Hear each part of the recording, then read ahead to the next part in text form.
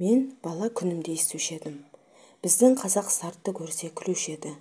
Енеңді ұрайын, кең қолтық, шүлдіреген тәжік.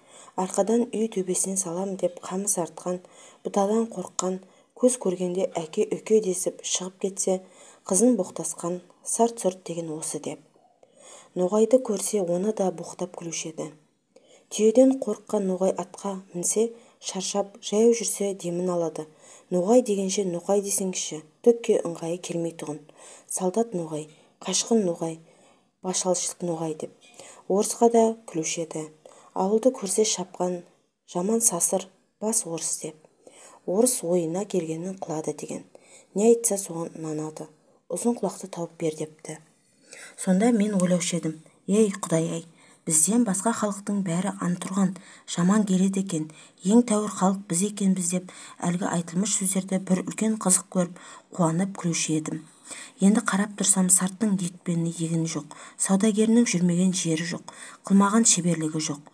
Өзімен өзі әуре болып, бірімен бірі ешбір шақари жауласпайды. Орысқа қарамай тұрғанда қазақтың өлісінің ақиреттігін, тірісінің киімін сол жеткізіп тұрды. Әке балаға қимай тұғын, малыңды кірелеп, сол айдап кетіп тұрды ғой. Орысқа қараған соңда орыстың өнерлерін бізден олар көп үйреніп кетті.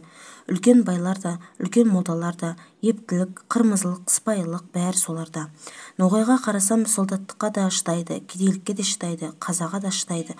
Молда медресе сақтап дін күтуге де шыдайды. Еңбек қылып мал табудың да жөнін солар біледі. Салтанат, әсем де соларда. Оның малдыларына құзғын тамағымыз үшін біріміз жалшы, біріміз қош алушымыз.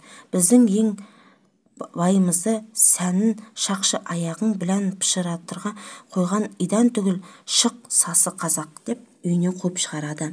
Оның бәрі бірін-бірі қуып, қор қылмай, шаруа қуып, өнер тауып, мал тауып, зор болғандық әсері. Орысқа айтар сөз де жоқ. Біз құлы, көңіл қадарлы да жоқпыз. Бағанағы мақтан, бағанағы қуанған, күлген сөздеріміз қайда?